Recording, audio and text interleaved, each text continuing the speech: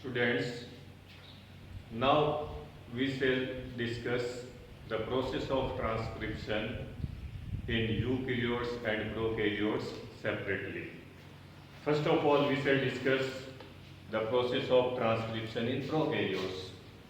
So in prokaryotes, the body is made up of a single cell like bacteria. They do not have nuclear membrane, they do not have other cell membrane organelles. Their ribosomes are also present in the cytoplasm. So, in case of prokaryotes, the transcription and translation occur in the same chamber. Both the processes occur in the cytoplasm of the cell. So, as we have discussed earlier, in transcription there are three steps: initiation, elongation and termination. In case of prokaryotes, only one enzyme performs all the functions. That is what? The DNA dependent RNA polymerase enzyme. But to ensure different functions by this DNA dependent RNA polymerase enzyme, there are certain factors present in the cytoplasm. One is sigma factor, another is rho factor.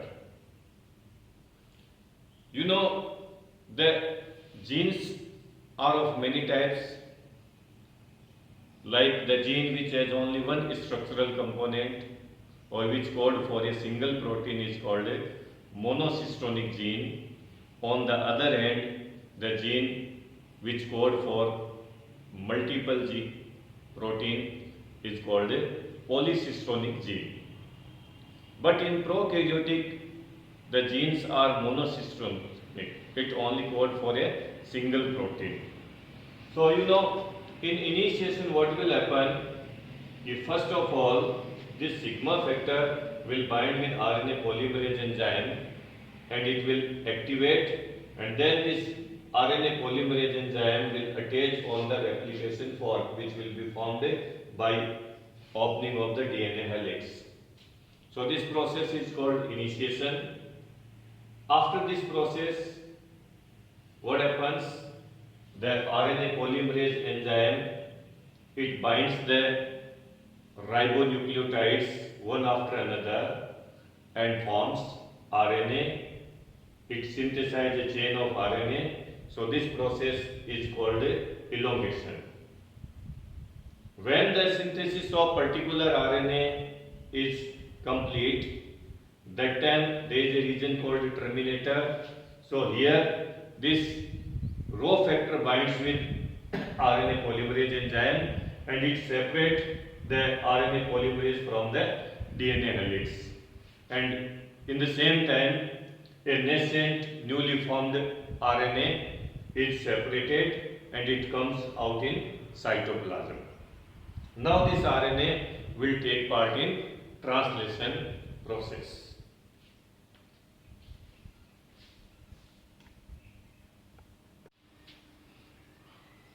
Hello students, now we shall discuss the process of transcription in eukaryotes. In eukaryotic cell, they have well defined nucleus. So their chromatin material DNA is present in the nucleus. It is surrounded by a nuclear membrane and a cytoplasm is present outside it.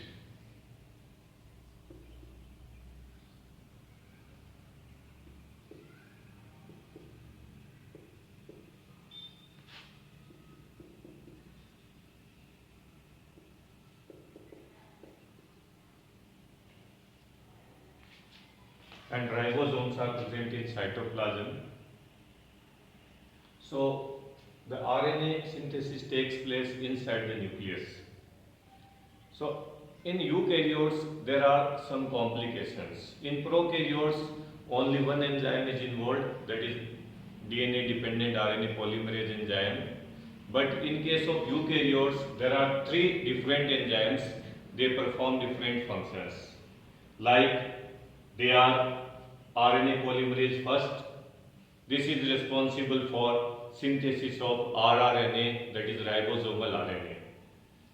Second enzyme, RNA polymerase second. It is responsible for synthesis of hnRNA, that is actually a non-functional messenger RNA. It is also called as a precursor of messenger RNA.